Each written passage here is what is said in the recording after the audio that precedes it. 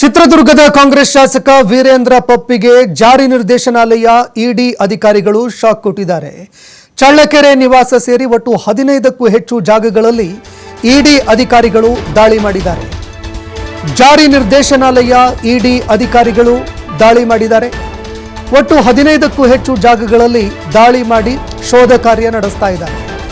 ಬೆಂಗಳೂರು, ಚಳ್ಳಕೆರೆ ಸೇರಿದಂತೆ 15ಕ್ಕೂ ಹೆಚ್ಚು ಕಡೆಗಳಲ್ಲಿ ಇಡಿ ಅಧಿಕಾರಿಗಳು ರೇಡ್ ಮಾಡಿದ್ದಾರೆ.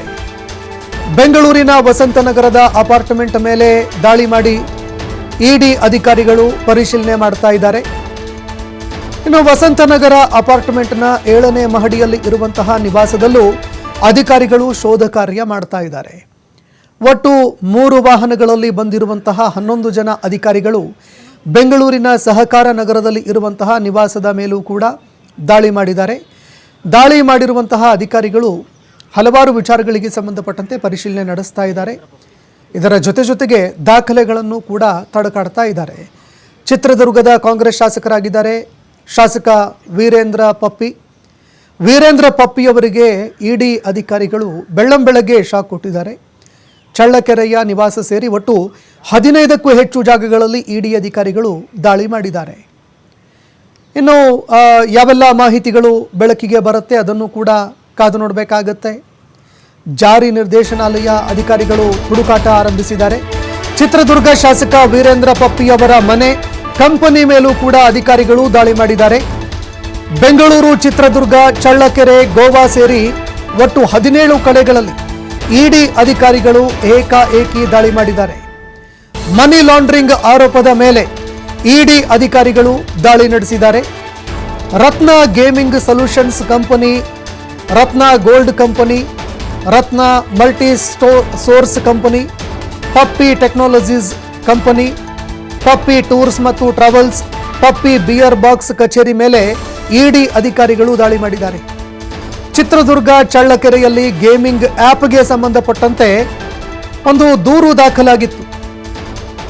ಚಳ್ಳಕೆರೆಯಲ್ಲಿ ಗೇಮಿಂಗ್ ಆ್ಯಪ್ಗೆ ಸಂಬಂಧಪಟ್ಟಂತೆ ಒಂದು ದೂರು ದಾಖಲಾಗಿತ್ತು.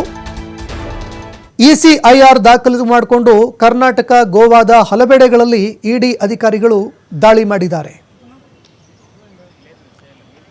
ಈ ಬಗ್ಗೆ ಮತ್ತಷ್ಟು ಮಾಹಿತಿ ಕೊಡ್ತಾರೆ ಪ್ರತಿನಿಧಿ ಸಂತೋಷ್ ಪಟೇಲ್, ಫೋನ್ ಸಂಪರ್ಕದಲ್ಲಿ ಜಾಯಿನ್ ಆಗಿದ್ದಾರೆ.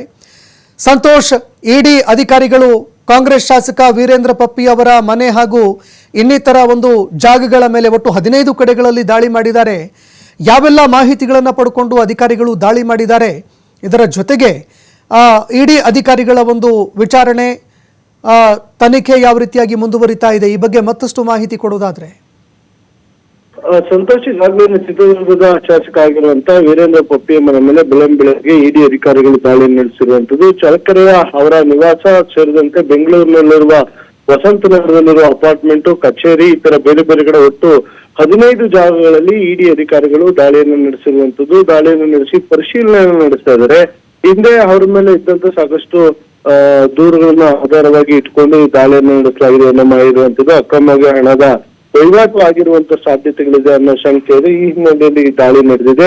ಸೊ ಈಗಾಗಲೇ ಏನೋ ಚಿತ್ರದುರ್ಗ ಸೇರಿದಂತೆ ಬೇರೆ ಬೇರೆ ಕಡೆ, ಬೆಂಗಳೂರು ಸೇರಿದಂತೆ, ಗೋವಾ ಸೇರಿದಂತೆ ಬೇರೆ ಬೇರೆ ಕಡೆ ಇವರದೇ ಆದ ಸ್ವಂತವಾದ ಕೆಸಿನೋಗಳಿರ್ಬೋದು, ಗೇಮಿಂಗ್ ಆ್ಯಪ್ಗಳಿರ್ಬೋದು, ಬಿಸ್ನೆಸ್ ಗಳನ್ನ ಹೊಂದಿರುವಂತ ವೀರೇಂದ್ರ ಪಪ್ಪಿ ಇತ್ತೀಚೆಗೆ ಏನು ಚಿತ್ರದುರ್ಗ ಭಾಗದ ಜನಪ್ರಿಯ ಶಾಸಕರು ಕೂಡ ಆಗಿದ್ರು. ಅವರ ಮೇಲೆ ಈ ದಾಳಿ ನಡೆದಿದೆ.